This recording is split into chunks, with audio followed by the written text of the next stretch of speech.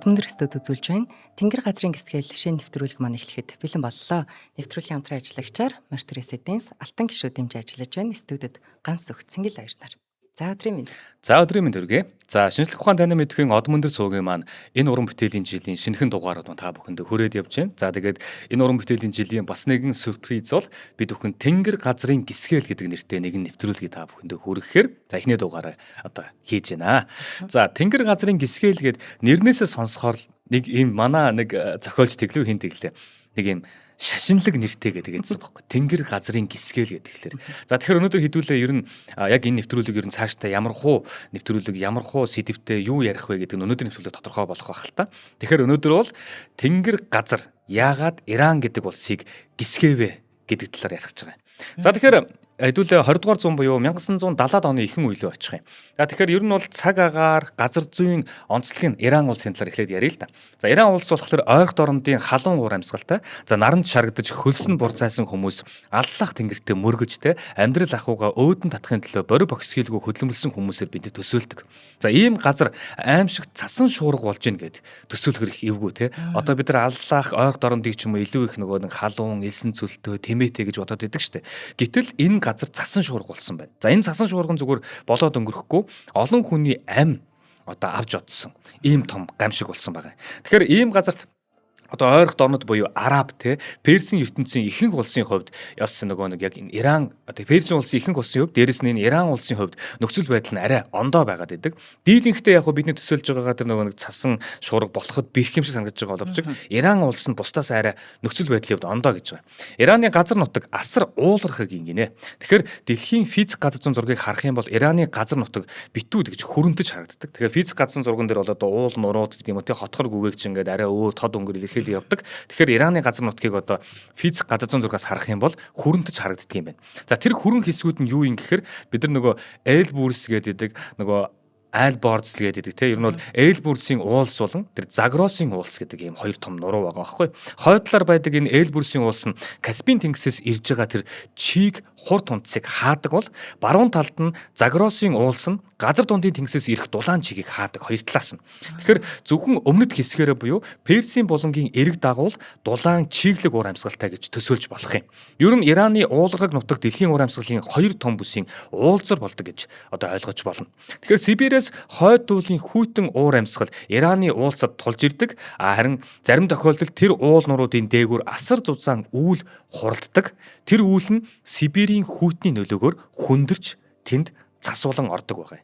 За тэгэхээр хурд хунцтэй одоо нэг юу гэдэг юм нэг ямар нэг юм дахиад юм уу хурд хунц орноо тий эсвэл ямар нэгэн өргөл бариад юм уу хурд хунц орноо гэхээс илүү тэр байгаль газар зүйн онцлог болон тэр нөгөө нэг дэлхийн цаг агаарын хөдөлгөөнүүд байгаа шүү дээ тий түүнээс шалтгаалж энэ хурд хунцны тэр юм чинь бүрддэг шүү гэдгийг ихэнд нь тайлбарлаж байгаа.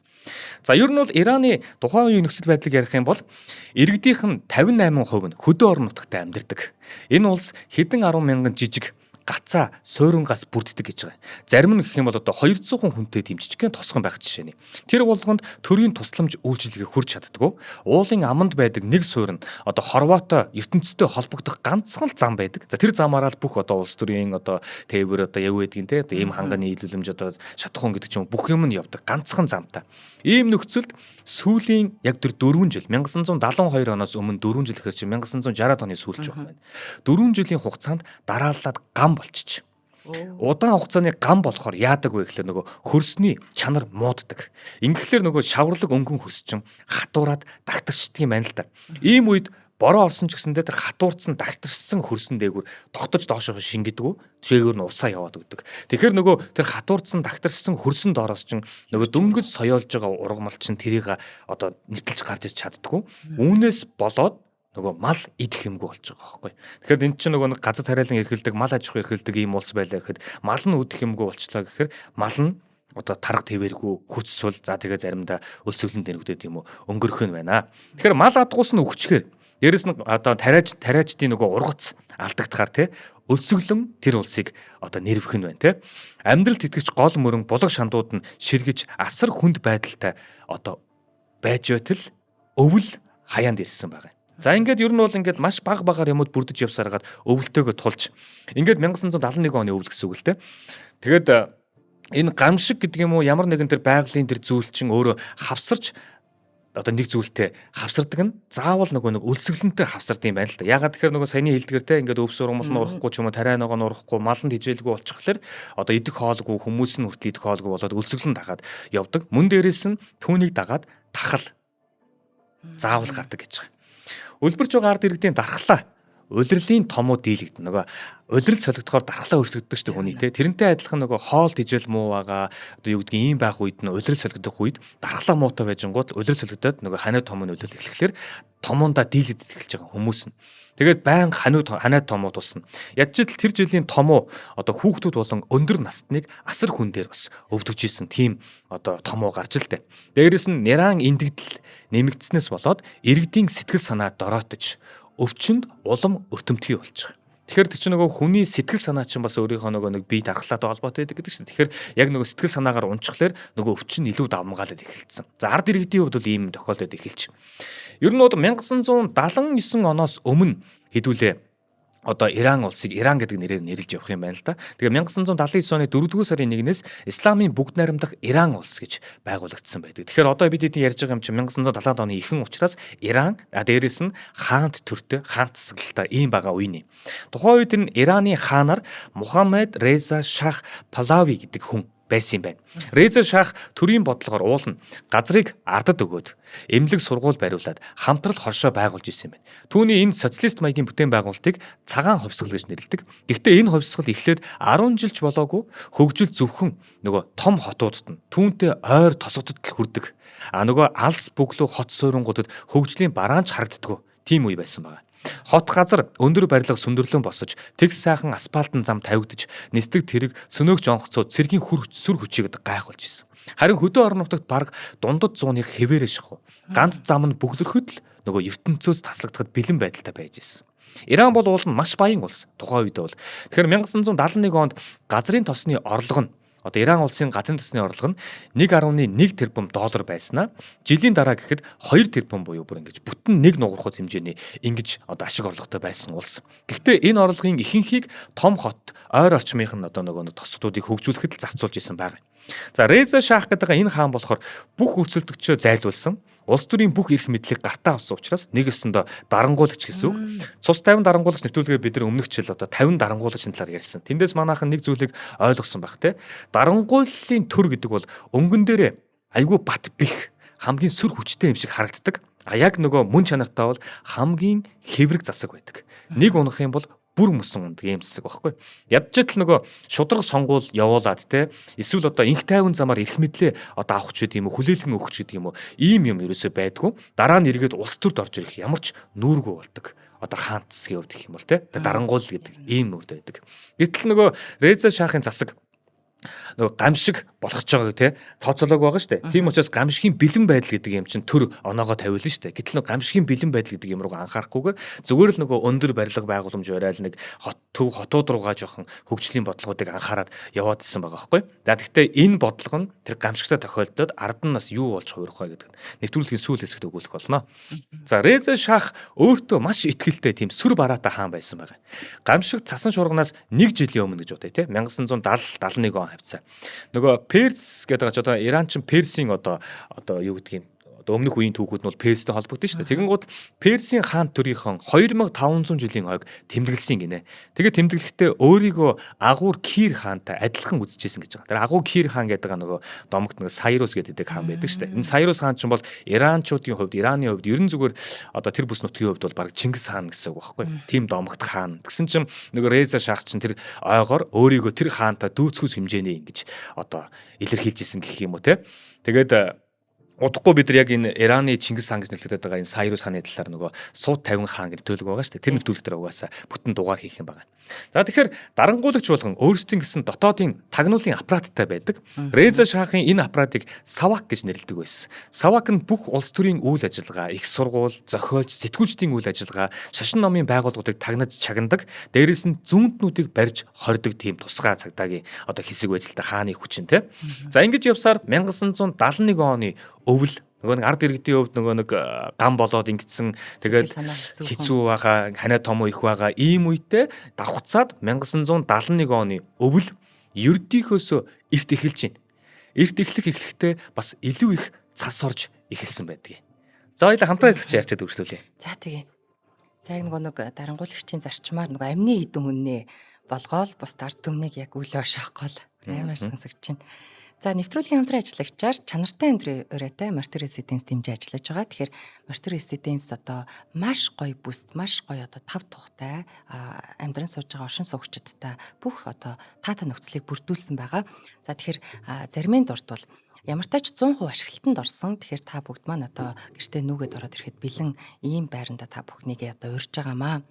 2 дугаар ээлжийн 58-аас 122 м2 бүхий 2-оос 4 өрөө бүхий одоо бэлэн байрууд санал болгож байгаа. Дээрээс нь за усны асуудал байдаг гэж хүмүүс маань нэгдүгürt бодож байгаа бол ус цэвэршүүлэх нэгдсэн системийг төслийн хэмжээнд Мартер Резиденс тэр чигээр одоо суйрлуулсан байгаа. Дээрээс нь одоо стандартын дагуу барилгын тактик 30% одоо тооцдог стандарт байдаг бол 100% тооцолгүйгээр м2 тооцолгүйгээр та бүхэндээ бэлэг болгоо гэж байгаа. За дээрээс нь одоо B1, B2 давхартай айл бүрт хүрэлцээтэй авто зогсоолтой нийт одоо 375 айл 430 зогсоолыг төлөвлөсөн байгаа. За ээж аваад маань мэдээж нөх хүүхдүүдтэй санаа зовдөг чанартай одоо юм хэрэглүүлэх та тоглоомын талбайг хүртэл биед хорох нөөлгүй байгаасаа гэж санаа зовдөг бол эднийх дэлхийн номер 1 төр хүүхдийн тоглоомын талбай үйлдвэрлэгч Дани улсын алдарт компани брендтэй хамтран ажиллаж тоглоомын талбайгаа бас шийдсэн байгаа. За бас одоо сэтгэлд одоо маш тийм таатай байхаар одоо ээжүүд маань, эхнэрүүд маань дээж өргөх хэсгийг Мартер Резиденсаас гаргаж өгсөн байгаа. За энэ мэтэр за лифт одоо тэр гадна фасадад ашигласан материал, за тэр фасадын өөрийнх нь гэрэлтүүлэгч гэх юм уу энэ байдлаараа одоо бүх чанартай гой брэндүүдээр барилгаа тогтчулсныг одоо энэ загварын байран дээр ирээд одоо та бүхэн маань бүгд үзэж болно. За тэгээд борлуулалтын албатай холбогдох дугаарыг өгье. Байрлалын зайсан толгойн зүүн талд Америк сургуулийн дэргэд буюу Америк сургуулийн чанга хойд талд Мартер Резиденс байршиж байгаа. Борлуулалтын алба нь 76 тэгтэг 67. За борлуулалтын менежер 90-70 техник 90-70 тэг 2 утасны дугаараар холбогдоод за юмдаа ойрхон 5 тухтай сургууль цэцэрлэг бүх юм нь одоо маш гоёор шийдэгдсэн энэ гоё байршилд та бүхэн маань нэгдүгээр бас цэвэр агаартай байршилд шууд нүгэд ороход бэлэн 100% ашиглалтанд орсон байранда захиалга өгөх боломжтой байна. Нүгэд орох боломжтой байна.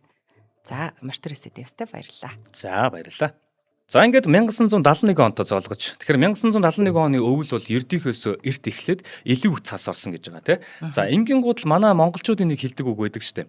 Хавар орсон цасыг бид нэр шар тос гэдэг штэ тийм. Тэгин гутал нэг талархан хүлээж авдаг. Одоо эн чинь малчин дөөмөн, нүүдэлчин дөөмөн гэдэг юм уу одоо тариач нь ялгаа байхгүй тэр чинь хөрс ургац тийм өвс ногоо гэдгээр хүлээж авч штэ. Яг түүнтэй адилхан Ираны иргэд анхандаа айгүй баяртайгаар хүлээж авч ирсэн баг. Цас орчлоо тийм. Одоо тэр нөгөө нэг хатцсан хорч ийдсэн одоо ийм байгаа дээр маань жоохон гэдэг ч юм уу. Иймэрхүү байдалтай хүлээж авсан. Гэтэл цас олон хоногоор дараалж ороод байдал биштэж эхэлж байгаа байхгүй. Цас тогтоогүй. Иранд одоо Азербайджан гэдэг улстай адилхан Азербайджан гэдэг нэртэй муж байдаг юм байна л та. Тэгсэн чинь цас их орсны улмаас Азербайджан гэдэг мужийн 3750 тосгоны зам харилцаа хаагдсан гэсэн мэдээ гарсан байна. Цас орсноос болоод. Тус мэдээн дээр одоо машин цасанд бүр мөсөн булагдсан тий тэнд байгаа одоо айлуудын машин цасанд бүр мөсөн булагдсан гаргаж авахар малтаж байгаа гэсэн тийм гэрэл зургийг хамтдаа гаргаад эхэлчих мэдээгээр яг энэ үйл явдлыг яг хуу цаг уурын шинжлэх ухааны талаас нь тайлбарлах юм бол одоо юу болж байна гэхээр ер нь бол дэлхийн агаар мандал ерөнхийдөө баруунаасаа зүүн зүг рүү алгуур нүүж идэг дэлхийн агаар мандал тий тэгэхээр ийм учраас цаг агаар солигдож одоо нэг өдөр нь бороо ороод маргааш нар гарах гэх мэтэр ингээд үргэлжилдэг байхгүй одоо ингээд нүүж байгаа учраас гэсэн үг шүү дээ. Тэгэхээр газар чинь бол хөдөлгөөнгөө байгаа агаар мандал нүүж байгаа учраас ингээд цагаагаа солигддог гэж үздэг. Малчид тариаланчдын ахуй амьдрал өөхөх сэхэх хүртэл агаар мандлын энэ нүүдлээс хамаарч идэг.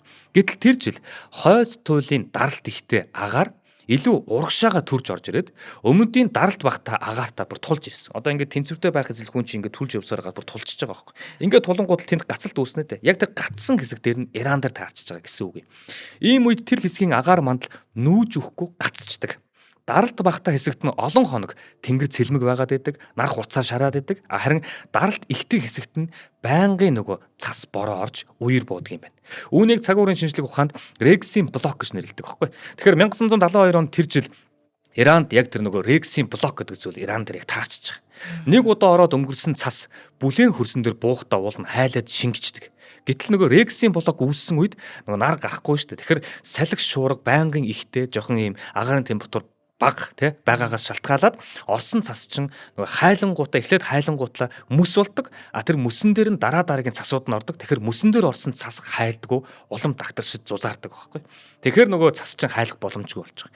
Ингээл хөрсөн дээрх цас зузааран хунгарлаж эхэлсэн байдаг. За яг энэ Рексийн блок гэдэг зүйлээр Иран дээр үүсчихжээ. Тэгэхээр 2 дугаар сарын 13 буюу 1972 оны 2 дугаар сарын 3-наас нь эхлээд улс даяар ерөөсөө гамшигын бэлэн байдал зарлаж эхэлсэн байна. За энэ цас чинь зогсохгүй нэ одоо бүр болохоо байлаа гэдэг. Тосгон доторх байшингууд хоорондын одоо зам цасан дарагдан мэддэхгүй болж эхэлж байгаа.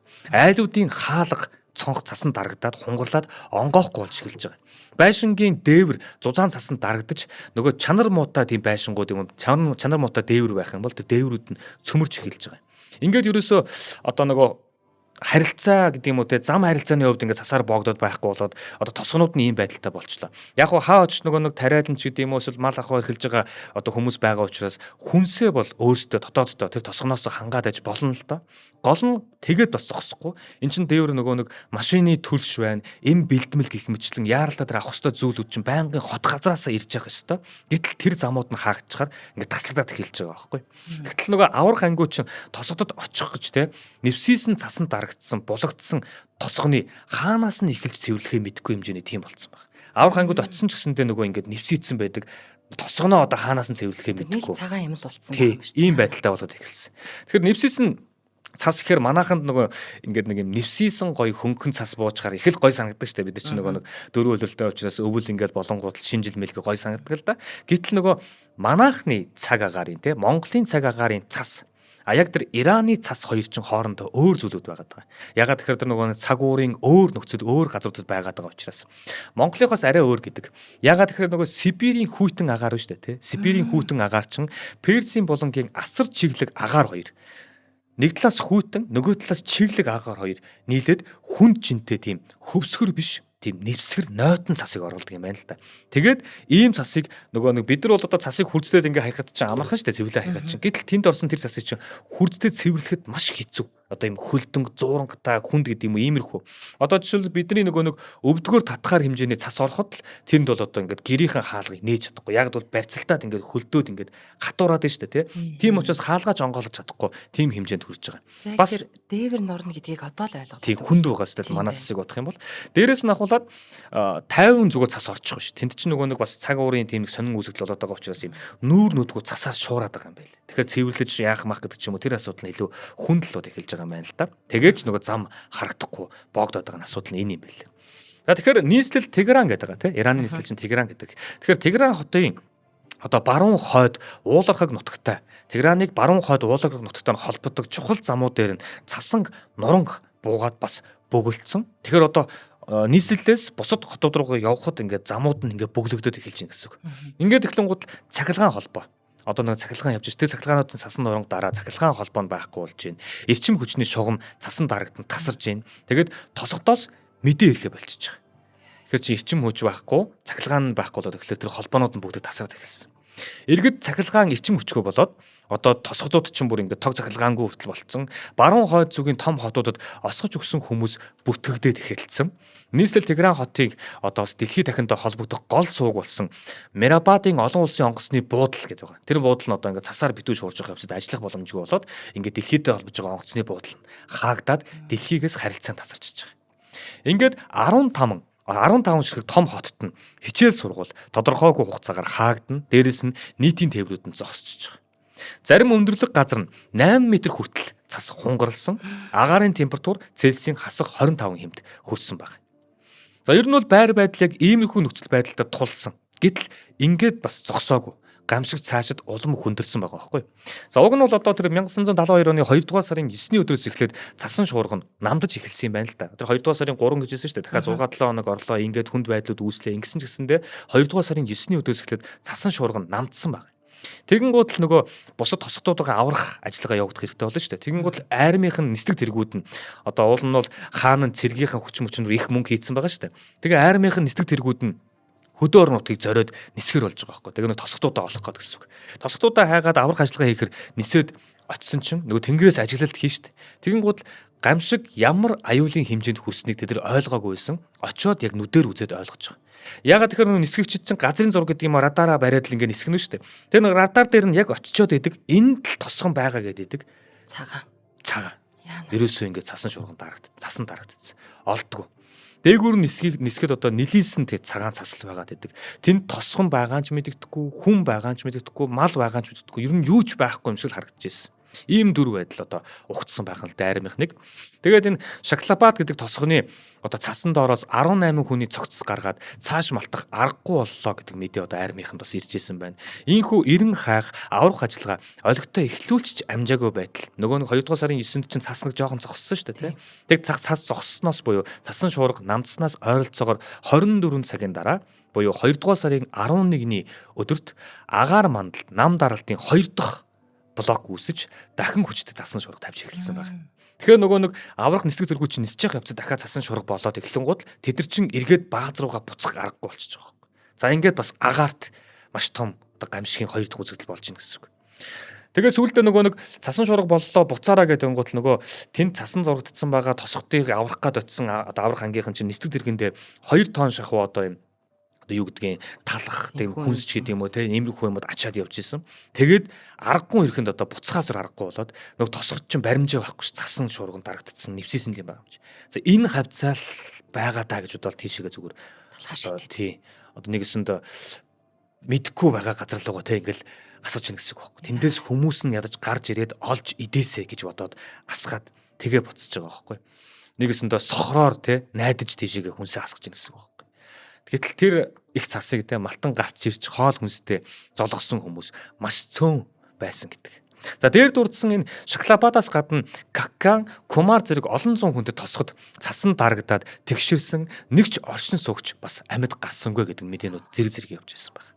Зарим нь болохоор одоо энэ оршин суугчд амьд гараагүй гэдэг нь яасан гэхээр зарим нь энэ нурсан дээвэртэй дарагдаж өгсөн. Тэр дээврийг дарж нураах хэмжээний тийм хүнд цасл байна гэсэн үг шүү дээ, тэ. Дээрээс нь зарим нь хөлдөж өгсөн байна. Заримийнх нь хаалга цонх нь бүр янд нь хүртэл битүүрсэн учраас цасанд дарагдсан учраас нэг бүтж өгсөн. Зарим нь нөгөө амьсгалах нүх гаргаад хүлээсэн ч гэсэндээ хоол хүнс инээ тэр юмас богдож байгаа учраас өлбөрч өгсөн байна. Битүүрсэн байшинд гал түлээд угаартаж өгсөн хүмүүс ч гэсэндээ олдож исэн гэдэг. Замд явж исэн хүмүүс ч гэсэндээ цасанд боогдож, цасан шуурганд төөрч хөлдөж үсгэсэн. Хот хоорондын нэгэн автобус цасан нурангад бяц дарагдаж иж байгаа. Цасан нуран яваад бяц дарагдаад доторх 30 зорчигчин жолоочтойгоо газар дээрээ амьсгал хураасан тохиолдол гарсан. Уулын нөхөн замын хоёр тал цасан нурангад бөглөрч дотор нь байсан машин мотоциклтэй хүмүүс хэд хоногийн турш тас харанхууд суусаар бүгд хөлдөж өгсөн байсан. За аврах ангиуд зам дагуу цасыг нөгөө бульдозероор цэвэрлэж те дахин одоо цэвэрлэх тоолонд дахин нөгөө нэг нуран гүйсээд тэдний ажлыг бас талаар болгож ирсэн байдаг. Тэгэхээр тухайн үед бол гамшигын хохирлын тухайд 4,000 хүн нас барсан гэсэн тайлан мэдээ гаргаж ижил дээ. Гэвч энэ нь бас дарж мэдээлсэн байх магадлал өндөртэй тоо гэдэг. Сүүлийн судалгаагаар бол багада 6,000 орчим хүн одоо дарагдаж юм уу те цасанд боогдож юм уу өлбөрч юм уу гэсэн тооцоо байгаад байгаа. Харин гар хуруугаа хөлдөөсөн, тайруулсан зэрэг хүмүүсийг багтаасан тоо баримт одоогор байхгүй. За яг хуу ингэж нөгөө цасан шуурга тасралтгүй үргэлжлээд ингэсээр хагаад одоо бүр аврах аргагүй болоод одоо баг ингээл зөнд нь хайж ийн л гэсэн үг шүү дээ. Ингэж явсаар хагаад нэг 2 сарын төгсгөл нэг 3 сартаа золгоод нэг хавартаа золгож эхэлсэн байгаа юм. За хоёлаа хамтран хэлэгчээ ярьчаад үргэлжлүүлье. За үнэхээр тэнгэр газрын хэсгэл юм да гэж бодож чинь. Тэгээд бүр төсөөлөхөд хэцүү юм байна. Цасыг айгу гоёор бодсон нэр амар юм байна. За нэвтрүүлгийн маань хамтран ажиллагчаар алтан гишүүд маань ажиллаж байгаа. Тэгэхээр од мөндөр энэ улиралдаа 6 сувг болж одоо өргөжин одоо тэлээд та бүхэндээ аль болох зэгцтэй мэдээллийг олон сувгаар дамжуулан хүргэхээр болсон. Тэгэхээр өнөөдрийг хүртэл үйл ажиллагааг маань дэмжиж ажилласан алтан гишүүдэд бид дуртахгүй байхын аргагүй. Тэгэхээр алтан гишүүдийн дэмжлэгтэйгээр бид үйл ажиллагаагаа явуулж байна. Од мөндөр бас одоо сувгаар харагддаг хүмүүсээс гадна 30 гаруй хүмүүс биднийг баг болоод ажиллаж байгаа. Тэгэхээр алтан гишүүдтэй үргэлж баярлдаг шүү. Тэгэхээр нэвтрүүлгийг үзэж байгаа. За мөн алтан гишүүн болж амжаагүй байгаа бол танд алтан гишүүн болох аргыг зааж өгье.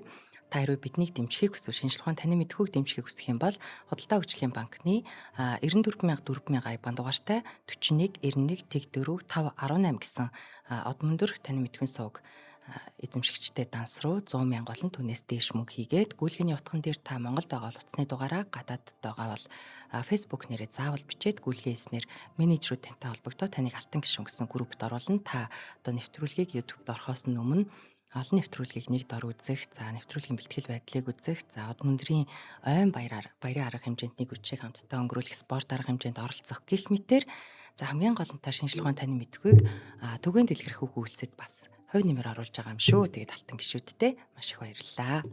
За баярлалаа. За ингээд одоо болж байгаа процессыг харах юм бол цас бүр маш их хэмжээгээр орсон байна. Зам одоо боогдсон байна. Харилцаа холбоо, эрчим хүч, цахилгаан бүх юмуд тасарсан байна. За сүүлдээ бүр зөнгөөр нь орчих штэ тий одоо юу гэдгийг би одоо энэ тосгон байсан тий цасанд харагдсан. Тэгээ хүмүүс харагдахгүй, мал амьтаа харагдахгүй нэгээд хүнсийг нь зүгээр дээрээс нь асгаж штэ. Тэгээ тэр цасыг нэвтэлж гарч ирээд идээд амьд гараасаа гээд тий ийм нөхцөл байдалтай хүртэл тулж ийн л та. За ингэж явсаар хагаад хавартаа золгосон. За их хэмжээний цас тогтцсон байгаа. За агаарын температур нэмэх градус руугаа ч юм уу дөхлөө. Тэгэхээр цас чин хайлах процесс явагдана. Тэгин гутал одоо нөгөө тэр зузаан тогтсон цас чин үер болж те шар усны үер болж үерлдэг штэ. Тэгэхээр яг тэр үер араас нь болох байхгүй. Дулаархаар нөгөө цас чин хайлж байгаа. Их хэмжээний цас хайлж Ираны тэгш өндөрлөгт шар усны үер буусан. Цас алгуур хайлж хөрсөндөө шингэмэл уулна үер болж урсах нь бага байдаг. Гэтэл энэ үед цасан дээр бороо орж улам хурдам хайлуулж байгаа гэж байгаа. За энэ нэг сонирн процесс. Одоо хаа очиж Монголд одоо цастай байх үед бороо орж тэрийг ингэж хайлуулж урсгадаг тийм тохиолдол бараг байхгүй гэж хэлж болно. Гэтэл яг энэ үед болохоор өмнөх жилүүдийнх нь ган гачиг гэдэг зүйл нөлөөлчихөж байгаа байхгүй.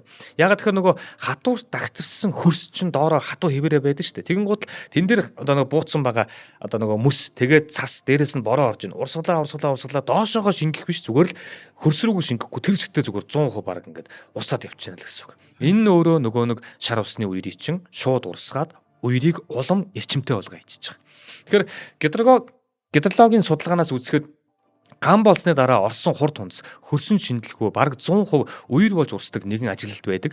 Гол мөрнүүд эргээ халин урсаж гамшигаас дөнгөж өндийж байсан хүмүүсийн шавар гэр оромжийг урсган тариа ногооны хөрсийг нь хуу хаман сүйдэлж байгаа. Тэгэхээр манд гээд голын сав газарт атар байсан газар нуур тогтцсон. Аврах том энэ үхэр чулуунууд одоо энэ үерийн чинь юугаар ингээ том чулуунууд ингээ ховхорхон л та. Тэгвэл бол тэр том үхэр чулуунууд чинь ховхороод нөгөө булгарсан моддтой нийлэн хуйлран урсаж нөгөө үерээр чинь хот тосготыг тэр жигтэн дайраад эвдээчж байгаа байхгүй. Цасанд ор мөргөө дагдаад байсан тосгодын малын сэг зэм, хүмүүсийн цогц, үерт дайрагдан бусад хот тосгодод хүн амьтны дэрэгдүр хөглөрөн урсаж явсаар хонхор газарт овоорон хөглөрч байгаа. За тэгэхээр нөгөө тахал гэдэг юм уу одоо энэ өвчин инээ дээр юмуд юунаас үүсдэг вэ гэхээр явж яг тэр нөгөө сэг зэмээс л үүсэж байгаа. Тэгэхээр үерээс хэдэн 7 хоногийн дараа очиж үзэхэд тэнд амьдарч исэн одоо юу гэдэг тосход, мал сүрэг, байшин барилга, хашаа хороо бүр тариалангийн хөрстөөгөө юутайгаа гэдэг хуу хамагдаад урсцсан зүгээр ингээд үер дайрагдсан юм газар л харагдаж байгаа байхгүй. Өмнө нь тосгоны иргэд божигнон амьдарч байсан газар өмнө нь тосгоны иргэд божигнон амьдарч байсан газар одоо хизээч хүн байгаагүй мэт зилүүд тийм зүгээр сайр болон үлдсэн байгаа юм. За тэгэхээр эндээс эдийн засгийн шууд хохирлыг нь хэдүүлээ. Одоо тухайн үед гаргаж ирсэн мэдээг нь харах юм бол 20 сая $20 гэж тооцож ирсэн юм байна тухайн үед. Тэгэхээр яг энийг одоогийн ханшинд одоо шилжүүлэх юм бол одоогоор бараг 150 сая $10 тэнцэх хэмжээний эдийн засгийн шууд хохирол учирсан байгаа юм. Харин шууд бус хохирол гэж бас байдаг. Энэ шууд бус хохирол нь одоо үүнээсээ хэд дахин байх нь гарцаагүй. Тэгэхээр юу юм гэхээр шууд бус хохирол гэж юу хэлэх вэ гэхээр жишээлх юм бол энэ газар тариалан эрхэлдэгчид юм уу мал аж ахуй эрхэлдэг улс байлаа гэж бодъё л да. За мал аж ахуйг нь аваад жишээ аваад үзэх юм бол саяны энэ цасан шуурга өлсгөлэн мал одоо эндэгтэй одоо манайх чинь 100 гэж ярьдаг те 100 л болж гисэн шүү дээ. 100-нд ингээд мал амьтад нь өөхөх. Эндээс хамгийн их хохирол нь мал аж ахуй дээр харах юм бол нөгөө эцэг малууд нь өргөдөж байгаа явдал юм. Тэгэхээр эцэг малууд өргөдөн гэдэг нь өөрөө нөгөө одоо юу гэдгийг энэ малууд нь их байлаа ч гэсэндэ тэр мал өсөж үржих тоон шууд хязгаарлагдж байгаа. Бүр хэд дахин хязгаарлагдж байгаа гэсэн үг. Амьд байнгээ тоологдож болно. Гэхдээ ер нь үжихгүй гэсэн үг байхгүй. Энэ одоо нөгөө зүгээр шууд бус хохирол гэх юм бол жишээ аваад энийг тайлбарлаж болно л доо. Инхээр нөгөө мал аж ахуй эрхэлдэг, мал аж ахуйгаас одоо ашиг шимээ хүртдэг гэдгийг маха эргэлдэг байсан ард түмэн бол одоо шууд бус хохирол нь шууд хохирлоосоо бүр хэд дахин гэдэг нь ийм учиртай байхгүй. За нийгэм улс төрийн нөлөө гэх юм бол за яг хуу байгалийн гамшигыг бол төр үүсгэдэг. Үнэн үү? Үнэн. Гэхдээ гамшигт хэр бэлтгэлтэй байсан те тэр аврах ажиллагааг хэр сайн явуулсан гэдгээр төр дүнгээ тавиулдаг. Тийм ч учраас төрийн тогтворгүй байдал газар авсан улсад энэ гамшигын дараа заавал улс төрийн томоохон үйл явдал болдог жамтай. Тэгвэл энэхүү байгалийн гамшигт цасан шуурганы дараа Иранд ямар үйл явдал болсныг нь хэдүүлээ сонирхъя л доо. За гамшиг болохдоо зэрэгцээд ард иргэд олон мянгаар амиа алдсан тухай мэдээ сонин хэвлүүдээр гарч эхэлсэн. Энэ чинь зөвхөн дотооддоо биш гадаад руу бас энэ мэдээнүүд нь явна шүү дээ. Ард иргэд нь цасан дарагдаж хөлдөж чинь, дээрээс нь байшиндаа бүтэж өгч чинь, өлбөрж өгч чинь те мал амьтад нь ингэж чинь газар тариалан ингэж урсч чинь нэ тэр ингэж ийм юм болж хахад тухайн улсын хаан Реза Шах хатан хаан Фаранаар Швейцарын Сент Мориц хотын тансаг амралтын газар өвлийг өнгөрөөж исэн гэдэг. Энэ ч гэсэндээ тухайн үеийн радио телевизээр гарч исэн байдаг. Эхлээд хүмүүс амь өргөцсөн тухай мэдээ яваад араас нь те хаан хатан хоёрын амралт зугаалгантаар мэдээ ингэж араас ээлжиж гарч исэн гэж төсөөлөхөд болох юм. Тэгэхээр 2 дугаар сарын 13-нд буюу аимшиг цасан сураг дөнгөж дуусч байгаа үедээ зэрэгцээд Ираны өдөр тутмын энэ Этеллат гэдэг байгаа сонин байгаа юм. Энэ сонины одоо нүүрэн дээр гэдэг юм уу те 2 том мэдээ зэрэгцээд гарсан байгаа байхгүй нүүрэн дээр нь яаж гарсан гэсэн чинь нэг талд нь болохоор 60 хүн цасан дарагдан бүтэж өгчээ гэсэн гачигтай мэдээ байхад яг зэрэгцээд нөгөө талд нь хаан хатан 2 Сент Мориц гэсэн одоо тэр зурагтай мэдээ гэдэг юм уу те гачигтай гарч ич. За энэ хэвлэлийн эхний нүүр ерөөсө тэр чигтээ Ираны хувьсгалыг эхлүүлэх баг ингээд цуцлан болцсон гэж хэлж болох юм. Энэ мэдээг харсан иргэдийн мэдээж уур бухимдал хөдлөн штэ тий. Тэгсэн чинь яг өмнө дээр нь зэрэгцээ тухайн улсад байгаа энэ зүүнтний оюутнуудын байгууллагууд мөн цөллөгт сууж байгаа энэ Айтоло Рухоло Хомини гэдэг хүн байгаа байхгүй юу. За энэ хүн жишээлбэл одоо улс төрийн нэг одоо юу гэдгийг бүлгийг толгоолж байгаа гэдэг юм уу те эсвэл одоо ингэж болж бүтэхгүй зүйлүүдийг дуугардаг ийм хүн гэсэн үг шүү дээ. Тэгэнгүүт нөгөө Реза Шах гэдэг хаан чинь өөрийнхөө улс төрийн өсөлтөгчдийг бүгднийг зайлуулж байгаа шүү дээ те. Хорхыг хориод, хороохыг хороогоо цөллөгт явуулахад энэ Айтола гэдэг Рухоло Хомини гэдэг энэ хүн цөллөгт одоо явцсан байж л те. Тэгэнгүүт энэ хүмүүс одоо энэ байгууллагууд те бас дээрэс нь шашны нууц сүлжээ энэ хүмүүс чинь хоорондоо тий одоо ер нь бол ойлголцож эхэлж байгаа байхгүй. Ягаад тэгэхээр ийм нөхцөл байдал болоод ард иргэд нь ингэж өгч яхад хаан ингэж байна. Тэр хааныг байхгүй болгох одоо зүйл дээр энэ хэд ингэж эвсэж эхэлж байна гэж хэлж болно тий. Тэгэхээр одоо энэ сөрөг хүчингүүд гамшихаас өмнө төдийлөн хүчтэй ард иргэдтэй тийм одоо нэр хүндтэй байгаагүй байтал яг гамшихын дараа болж байгаа процесс болон гамшихын үед хааны ямар байдалтай байсныг хартсан ард иргэд одоо тэдний дугаараа тэхлэнгууд тэр үг нь илүү үн цэнтэй болж эхэлж байгаа юм. За тэгээд гамшихын дараа тэд энэ мэдээг өлгөж аваад хаад ноёдын ёс суртахууны дороотлыг ард иргэдтэй үл хайхран цас шиг хүйтэн сэтгэлийг нь хурцаар шөмжиж эхэлсэн. За энэ нь ч гэсэндээ байгаа онж эхэлж байгаа. Тэгэхээр 1970-аад оны энэ ихэнх үе гэдэг чинь биднээс хол зүйл биш шүү дээ. Одоо манай аав ээжийн бага насны л үед баг байх гэдэг шүү дээ. Тэгээд одоо бүр сүүлдээ эднэр одоо нэг хэвлэл мэдээллийг ашиглана л да. Орсон цас хүйтэн үү? Хааны сэтгэл хүйтэн үү? Гэх мэтлэн мэдээг гаргаад ч юм уу те ингэж улам ард иргэдийг одоо ухуулж исэн байгаа. Ингээд Шахын нөгөө хэрэгжүүлж исэн цагаан хувьсгал хэмээх орчин үеийлэх хөдөлгөөний үнэн төрх нь ил гарч эхэлж байгаа. За энд бидний нөгөө феодал гэж нэрлэдэг жижиг хөрөнгөтний нийгэм. За төрийн албатын одоо хамтралж төрийн албаныхны те төрийн албатан хамтралжуулалт хоёрыг харьцуулж үзвэл их сонирхолтой үзүүлэлт гарах юм. Феодал ноён одоо феодал одоо нэг ноён биш үү те хэдийгээр ард иргэдэд даралдаг нэртэй боловч гэсэндээ одоо ноёдууд нь хоорондоо газрынхаа гац үр шим техник технологиор өрсөлддөг байсан ийм үе. Нөгөө төгөр хамшлаг ард бол тэдний чухал ажиллах хүч нь болж байгаа. Тэдний гараас их бүтээгдэхүүн гарах тусам ноёд өөрсдөө хөрөнгөчөж одоо эдлэн газраа улам одоо томруулах те бас ингээд нөгөө техник технологиуд боловсруулж хөгжүүлдэг байсан. Бас мэдээж гамшиг болсны зоргоор үнэтэй ажилчтай хаа хамаагүй өхүүлэхгүй тулд нөгөө ноёд чи яадаг вэ гэхээр нөгөө аль болох тэднийгээ аврахыг бодно, тэтгэхийг бодно. Дээрэс нь нэгдсэн зохион байгуулалтанд ороод гамшигыг хамтдаа давахыг бодож ирсэн байна. Гэтэл нөгөө цагаан хувьсгалын үеэр бүх феодал ноёдын газрыг нь хураацсан. Иргэдийн мэдлэлд одоо тараагаад өгцсөн. Ингэхлээр нөгөө Реза Шах хаан хинт таалагдахгүй вэ гэхээр тэр феодлуудад буюу тэр жижиг ноёдуудад таалагдгаа болоод эхэлж байгаа юм. Нэг ч хүн бүр хуваа бодож эхэлснээр нөгөө хамтын хөгжил гэдэг зүйл чинь хоцрогдоод эхлэх юм байна л да. Иранд яг ийм л зүйл болоод байгаа. Төр иргэдийн аж ахуйн одоо хөгжлийг зогсоосон бол өөрөө түүнийг орлуулж өгөх бол үүрэгтэй байдаг. Гэтэл мал аж ахуй, газар тариаланд хэрэгтэй багаж хэрэгсэл, машин механизмаар хангах үүргийг хүлээсэн байсан төр тэгээгүй.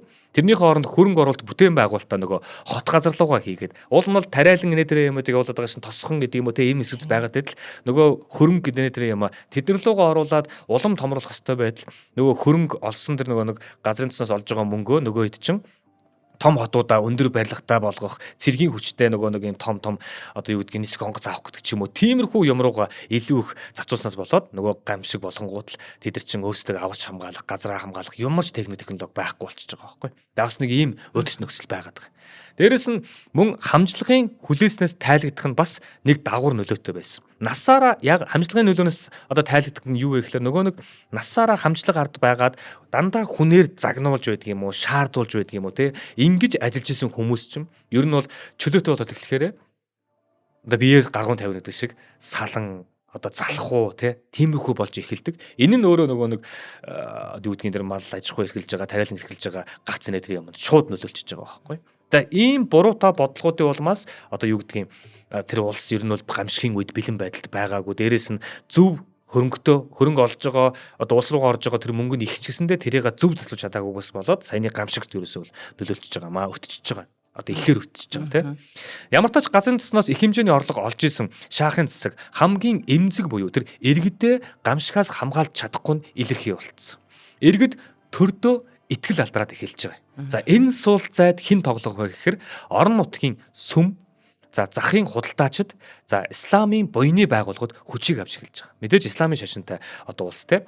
Баг одоо баян ийм том худалдаачид байна л да. Нөгөө баян худалдаачид болохоор сүмд баггүй хөрөнгө хандивлаад түүгээр нөгөө нэг гамшигт өртсөн иргэд өвлийн хувцас авж байгаа, шатхуун авж байгаа, эм бэлтгэл авж байгаа, хүнс гэр ахуйн бараа хүртэл авж байгаа. Яг хөө тэрийг нэг авах биш л дээ нөгөө нэг одоо баян худалдаачид нь сүмд өгөхдөө тэр мөнгөнд үнэтэй тэнцэх хэмжээний тиймэрхүү зүйлсүүдийг хөргүүлээд л гэсэн үг. Тэгэхээр нөгөө ард иргэдэн сүм дээрээсээ тэрийг очиж одоо хуваарлаж авж байгаа.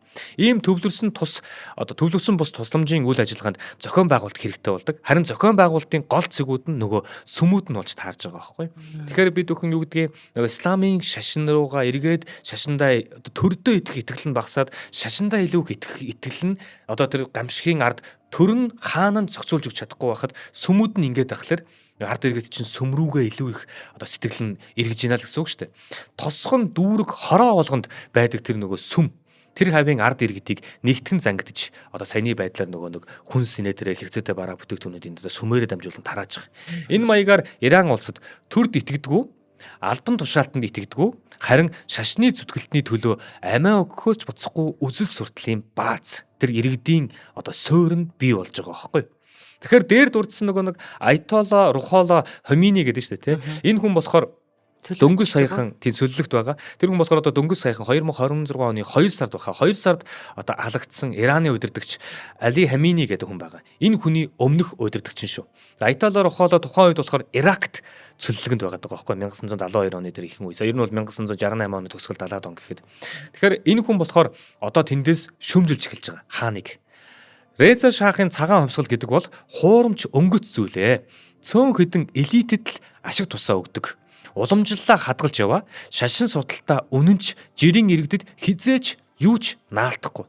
Эцэстээ ёс суртахууны дороодлолтой арх хар тамхин живсэн барууны хуулбар улсал болохын сондон юм а энэ цагаан хувьсгал бол Реза шаахын яваад байгаа зам бол гэж одоо гамшигаас өмнө ч гэсэндээ одоо шүмжилдэг байсан. Тэр нь гамшигын дараа бол улам батлагдчихж байгаа хэлбэр байхгүй. Хүчтэй хүрсэн баг тийм. Тэгээд нөгөө Айтологийн яг хэлжсэн энэ үг чинь үний юм байна гэдээ ард иргэд чинь гамшигын дараа арай илүү юмыг эрүүлэр харж эхэлж байгаа байхгүй. За тэгээд үүнээс хойш Айтологийн хэлж байгаа үг бүр асар жинтэй болж хувирж байгаа. За дээрэс нь шашны нууц сүлжээ. Баасан гаргийн мөргөлийн үеэр эрхэм шаах гадаадад тансаглаж явхад сүсгтэн олон цасанд дарагдан хөлдөж байна гэх одоо хуулах одоо хууцыг бас тэр одоо баасан гаргийн мөргөлийнхөө үеэр тэр хүмүүсээ тарааж ирсэн байгаа. Яагаад тэр хүмүүс мөргөлийн үеэр ирээд ийн гэхэлэр тэр үеэр ирж хоол хүнстэй золгож байгаа, өвлийн хувцас авж байгаа юу гэдгийг те тэр бензин тос үт юм ямар нэг юмда хэрэгцээний авж байгаа учраас заавал одоо сүмрүүгөө ирдэг. Эрэхт нь давхар ийм ухал хууцыг нөгөө шашны нуус байгууллагууд нь тараадаг. За энд бас чухал өөрчлөлт явагдсан гэж үзэж байгаа. Алс бүглүү хөдөөний иргэдийг хувьсгал татан оруулахад хэцүү байдаг байхгүй. Одоо хувьсгал дийлэнхтэй одоо амжилттай болсон хэлбэр бол одоо хот гэдэг юм энэ газраас эхлээд идэг. Тэгэхэд хувьсгал хийхин тулд ажил хаялт те жагсаал цуглаан зэргийг зайлшгүй зохион байгуулах хэрэгтэй болдог. Гэтэл нөгөө нэг тухайн үеийн Иран улсын хотын баруунтсан иргэд нь хотын захын ядуус хөдөөнийхэн гэж 3 ангилагдсан. Одоо Иран улсын хотын баруунцсан иргэд болон хотын захын ядуус тэгээд хөдөөнийхэн гэсэн 3 бүлэг байна гэсэн үг. Тэгэхээр нөгөө хувьсгалд ихэнхдээ нөгөө том хотуудаас эхэлдэг шүү дээ. Гэтэл нөгөө том хотуудаас эхлэе гэдэг чиглэлээр нөгөө баруунцсан улсууд нь болохоор энэ орчин үеийн амьдралдаа илүү дуртай учраас тэр хувьсгалыг нэг мөрөөдөхгүй байгаа байхгүй. Гэтэл нөгөө хувьсгалын бааз суурь болох газар нь хотын иргэд байсан чинь болохгүй байгангууд л хотын захынхан болон одоо тэр нөгөө нэг ядуус гэж хэлээд байгаа хүмүүсийг зохион байгуулалт муутай хүчгүй байгааг нь хараад за тэнд ер нь бол одоо хувьсгалын бааз байж болох юм байна. Амун дээрээс нөгөө нэг хөдөө газар байгаа улсууд энэ хувьсгалын чинь бааз байж болох юм байна. Яг тэгэхээр цасан шуурга шар усны үерээс болоод хамаг байдлаа алдсан байгаа улсууд чинь тэндээ амьдрах боломжгүй болцсон. Тэгэд амьдралын эрхээр хулгай хийгээд чамаагүй амьдрья гэд бүгд хот руу нүүж байгаа. Тэр том нүүдэл ирж байгаа. Тэгэхээр тэр хотоноос хот руу нүүдэлж байгаа тэр нүүдэл чинь нөгөө хувьсгал хийх бааз чинь болж эхэлнэ гэсэн үг байхгүй. Ядаж хулгай хийгээжсэндээ амьдрийгээд бүгд хот руу нүүдэлсэн. Гэтэл очиод хулгай хийхээр яах юм? Нөгөө нэг цөөрөндөө байгаа улсууд чинь нэг нэгнээс хулгай хийхээр бүгдээ нэг нэгнийг таниад байдаг. Тэгээд нэгнээс хулгай хийхээр ялгаа байхгүй бүгд хоосон байгаа улсууд хинээс хулгай хийв тэ. Тэгээд хот руу явж байгаа. За энэ дээр бас нөгөө амь зуух маш олон тэр нөгөө нэг юм хүмүүсийн зүтгэж байгаа дунд бас нэг шалтгаан байгаа нь шашны улбаа гэж үздэг. Хотын сүмүүд одоо нөгөө хөдөө орон нутгаар сүмүүд чинь ингээд хоол хүнс энэдэр юм тараадаг штэ тий. Тэгэн гутал тэндээс сонссон хүмүүс нь юуг бодоод хот руу явж байгаа гэхлээр мэдээж амьдрахын эрхэнтэй өлсгийнхэнд явж байгаа гэсэндээ хотод байгаа хотын тэр том сүмүүд чинь илүү их юм өгдөг юм байна гэж бодоод тэр сүмүүд рүү ер нь бол илүү их одоо нүүдэлж байгаа гэх юм уу тий. Дээрээс нь эн чинь нөгөө хуучинсэг үзэлтэй, асар их сүсэг бишрэлтэй, бас төрдөө гомдсон байгаа, цөхөрж яваа ийм хүмүүс ямар нэгэн өөрчлөлтийн төлөө идэвхтэй тэмцэхэд бэлэн тийм улсууд одоо ингээд Ираны нийслэлүүд юм хот сүрэн газрууд руугаа ингээд ирж байгаа.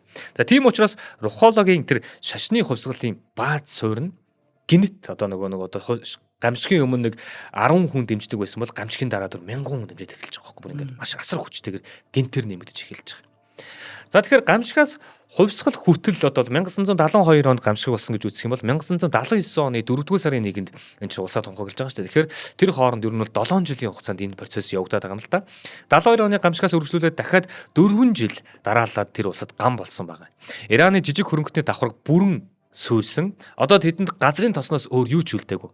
За Аз болоход 70-аад он баг тэр чигтээ газрын тосны үнийн өсөлттэй он жилүүд дэлхийд байсан. Энэ нь нэг талаасаа авралын од мэт боловч нөгөө төгөр тэр их ашиг орлогоос одоо нөгөө ганц туслыг ч гэсэндээ хүртэхийн төлөө яахаас ч буцахгүй бэртгчин иргэдтэй улс сууж хувирж байгаа. Яаж юм нэхлээр урд нь бол газрын тосноос их хэмжээний мөнгө олдог байлаа. Түүнийг нь одоо хаанд төрн аваад те одоо хотын хөгжил мөрслөг зарцуулдаг, цэргийн бааз мазыг зарцуулдаг байлаа гэж бодъё. Гэтэл нөгөө ард иргэд нь бүр үлбэрэхгүй гэсэндээ мал аж ахуй, газар тариалан ямар нэг юм худалдаа наймаа тэр болгоноороо болгоод идэг байсан байхгүй. Гэтэл тэр болгоно нь тэр чигтээ байхгүй, худалдаа наймаа хийх боломж байхгүй болоод газар тариалан мал аж ахуй байхгүй болчихлоо тэр бүгдэн давхаргууд чинь тэр чигтээ газрын тосны орлогоос л авах гэж бүгд улаарна гэсэн үг. Тэгэхээр одоо нөгөө бэртгчин төр буюу одоо нөгөө дээдстэй долдоодж те ингийн бол нэг жоохон тусал мөнгө олох ийм юмыг тэр чигтээ нийгэм цаанаас бүрдүүлээд өгч чинь л да. Энэ өөрөө ёс суртахууныг те шашин уламжлалыг уландаа гიშгэж яана гэсэн үг. Цаанаасаа нийгэм нь ингээд зориудаар ингээд өгчөж байгаа учраас. Ялангуяа шашны уламжлалаас холдон завхарж байгаа Ираны ядуу доод аврагынд үнэхээр одоо ингээд тэр мөнгөнд хүрээ хурж чадахгүй. Тэгэхээр таалагдахгүй байгаа. Дотор нэг юм асаадлах. За яг энэ дээр нэмээд шашны талаар хэлүүлээ нэг зүйлийг ярьчих те. Исламын шашныг хэд туйлшран зүхэх одоо хүмүүс бас байдаг л да. Яг тэгэхээр исламын шашныг харахаар одоо шашиндаа ингэсэн одоо явж байгаа л ямаа дэвсээ шууд мөргөөл ингэдэг те. Тэгэл одоо хүртэл гараа угаагаал яадаг гэдэг ч юм уу. Исламын шашинтай орнуудыг одоо бусад орнууд ч байдаг юм уу те. Одоо манай Монголд ч гэсэндээ те. Исламын шашныг бол одоо жоохон зүхөх тал руугаа ярьдаг хүмүүс бас байдаг ганц нэг. За энд нэг хөдлөшгүй үнэн гэж байгаа юм. Юу үнэн бэ гэвэл энэ үнэн багхгүй. Хэрвээ ямар нэгэн зүйл үнэхээр одоо муу үр дагавартай байсан бол тэр цагийн ирэхээр угаасаа арчигдаад байхгүй болдог. Үнэхээр сайн үр дүнтэй учраас л цагийн шалгуурыг давдаг аа. Тэгэхээр исламын шашин тийм л учраас нөгөө муу муухай хүн ардад хортой бол аль эрт усчих байсан. Үнэхээр одоо юу гэдгийг тийм биш болохоор те одоо тийм болохоор устсан олон шашин байдаг, олон урсгал байдаг. Харин исламын шашин тийм байгаагүй. Үнэхээр л Араб, ойрхт орнод Персийн ертөнцийн шороон түмэн ард иргэдийн эв нэгдлийг хангаж дэлхийн тавтанц байр сууриа эслэгт нь хүргэсэн хүчин зүйл бол яах аргагүй исламын шашин. Тэгэхээр ямар нэгэн шашны талаар дуурахтаа бас бодолтой байх хэрэгтэй шүү гэдгийг энэ үгүүлбэрээр хэлэх гэсэн юм. За энэ шашин муу эсвэл исламын шашинтай бүх улс уруудан дороотох ёстой. Гэтэл тийм бас биш байгаа байхгүй. Ирантай төстэй хүн ам шашны бүтцтэй боловч гайхалтай хөгжиж байгаа олон улс дэлхийд байгаа юм. Одоо жишээл хамгийн ихэнд бид нар Сауди Арабыг ярьж болно. Исламын шашинтай тий одоо энэ Ирантай адилхан шашинтай. Тэгсэн ернээсээ хөгжлийн үед ямар вүлээ? Катар байна. Арабын нэгдсэн Эмират. За яг энэ дундаас хэлүүлээ нөгөө хүний эрх, ялангуяа эмэгтэйчүүдийн эрхтэй бол одоо тэрийг ярих нь бол тусдаа асуудал. Мэдээж дундаж иргэний амжиргааны түвшнэр бодоход тэд дэлхийд дээгүүрт орж байгаа улсууд. За одоо Аз төвөр харах юм бол одоо Индонез байна тий, Малайз байна. Эдгээр бас зүүн Азтай хөгжлийн загвар болж байгаа ийм улсууд. За Төв Азийн улсууд ч гэсэндээ хөгжлийн замдаа бас орцсон явж байгаа. Бид нар сая нөгөө Одон мөндөр сувгийн Дельта айл, таны мэдхүн аяллаараа Кыргызстан, Узбекистан, Казахстан гэж явж байгаа шүү дээ. Энэ улсууд ч бас ялгаа байхгүй исламын шашинтай. Тэгээд дундаасаа яг сүннитийн одоо урсгал гэдэг чим урсгалууд нь ондоо байдаг. Гэхдээ л тэр улсууд нэрэл хөгжлийн замдаа орцсон уу гэвэл бас орцсон л явж байгаа улсууд байхгүй. Очоод бас атаархмаар өмнөөс нь ингээ бүр ботоод бохимдаад манай улс яагаад ингэж болдгоо болоо гэж бодмоор хэмжээний тийм бас бүтээн байгуулалт энэ төр юмуд явж ийлээ. За эсвэргээрээ яг хуу Африкийн хамгийн ядуу дайн самуунтай тий энэ дэлхийн бас там болж байгаа хүнд гарын улсууд ч гэсэндээ байгаа. Тэр улсууд бол Христосын шашинтай гэж бодох юм бол одоо шашны хувьд шашнаас шалтгаалаад тухайн улсын хөгжил бас байдгүй шүү гэдгийг энэ улсуудын жишээнүүд л бидэнд харуулад өгч байгаа. Тэгэхээр асуудал нь шашинтай байхгүй. Нэгдүгürt удирдагчаасаа шууд хамаарна. Хоёрдугаарт олон улсын геополитик тэр улсад ямар нөхцөлийг тулган шаардсанаас бас хамаарч байгаа. За гамшигаас хойш хувьсгалд хүрсэн үйл явдлуудыг цааш нь өргөжлүүлээд яриа л да. 1973 оны Араб-Израилийн дайны дараа ОПЕК буюу нефт экспортлогч орнуудын байгууллага түүхий тосны үнийг 4 дахин өсгөх шийдвэр гаргацсан. За Иран улс 5 жилийн хугацаанд $1.80 орлого олсон гэж байгаа. Тэгэхээр нөгөө нэг яг гамшихаас хоошоо бүр хэцүүдх юм болов гэж хидэл тэр газрын тос гэдэг ганц экспортлж байгаа тэр бүтээгдэхүүн нь бүр 5 жилийн хугацаанд $1.80 те авчирсан байх нь байна. Тэгээд тэр нөгөө ОПЕК буюу тэр экспортлж орнууд чинь тосны үнийг 4 дахин өсгөсөн учраас маш их мөнгө олоод эхэлсэн. Тэнгууд нөгөө Реза Шах гэдэг хаан тасаг хэвээр байгаа шүү дээ. Реза Шах болохоор тэр их петродолларыг одоо хотчлт, аж үйлдвэр, мега төсөл болон цэрэг айрам руу цутгаж эхэлсэн. Барилга дээр ажиллахаар сая хөдөөнөө ирэхэд хот руу нүүж эхэлж байгаа. Шилжилт хөдөлгөөний 2 дахь том давалгаа эхэлж байгаа. Одоо бид нар ингэсэндээ зүгээр нөгөө гадаадд амьдарч байгаа монголчууд маань Монгол руугаа ирэх нэг том давалгаа нь 2006, 7, 8 оны явцсан байхаа.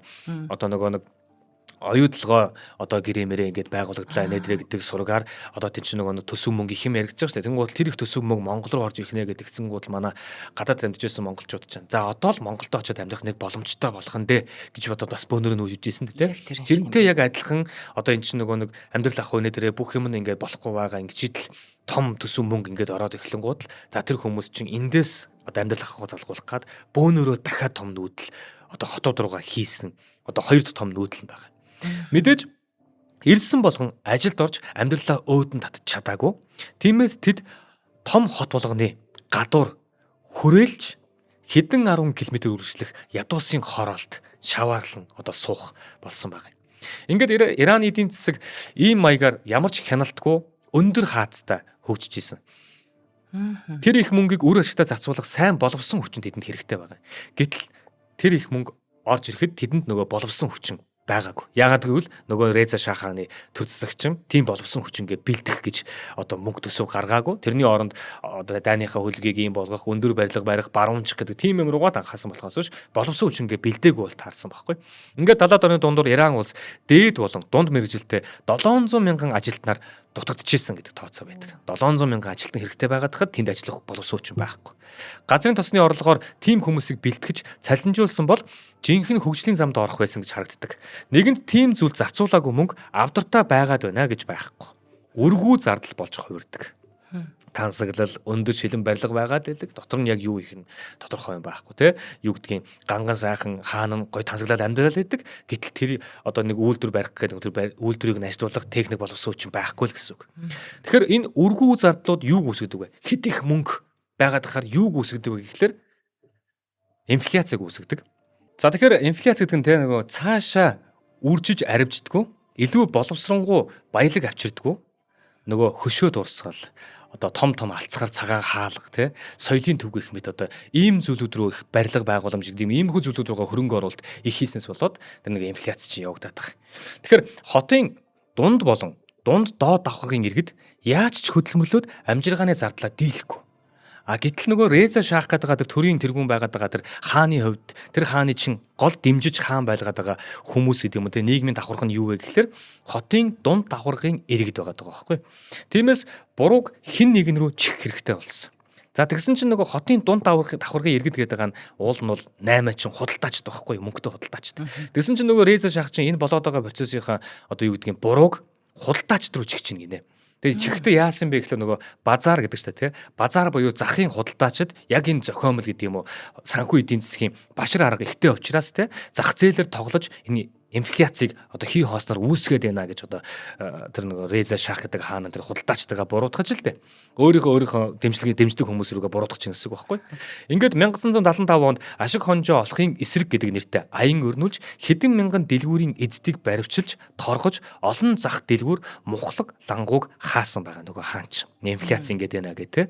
Гэтэл энэ хүн дахиад буруу алхам хийчихэж байгаа нь юу вэ гэхээр ер нь бол исламын ертөнц тэр жигтэй исламын ертөнцөд дуртахлаар л бид нар үүх түүхээс нь харахад л тэмээтэй тэр худалдаачд байдаг үстэй. Худалдаа 8-аа л хийдэг хүмүүс байдаг үстэй тий.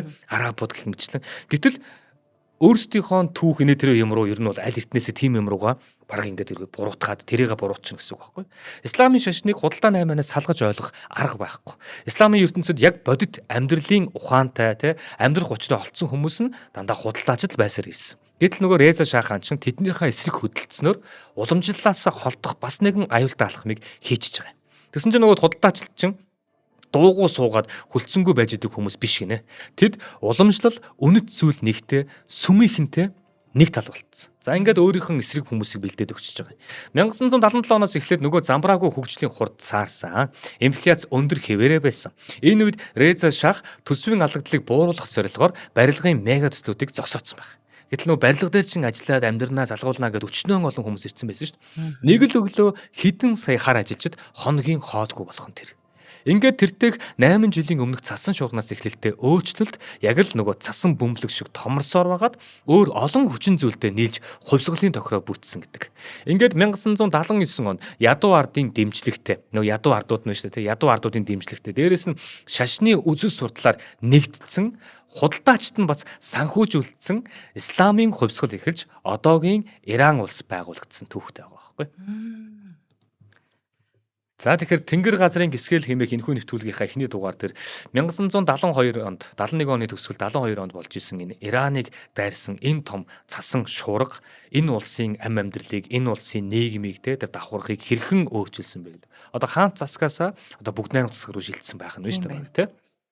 За ийм дугаар байлаа. За бас их сонирхолтой байна. Тэгээд за ёстой нэрээ 70 эдэн оноос өнхөрсөн цасан бөмбөлөг хаана хөрснийг хамт сонслоо. За энэ дундастаа маш их гар цохирол, зовлон зүтгүүр, буруу бодлого тэр дарангуйлагчийн үзэл суртал зөндөө юм явлаа. Гоё юм байна. За баярлалаа. Од мөндөр студ та бүхэндээ Тэнгэр газрын гисгэл нэвтрүүлгээ хүргэлээ. Студид Гансүх Цэнгэл баяр ажиллалаа. Дараагийн дугаараар уулзъя. За тэгээ бид бүхний дэмжиж ажилласан Алтан гишүүдтэй болон Морьтон резиденсийн хамт олон баярлалаа. Баярлалаа.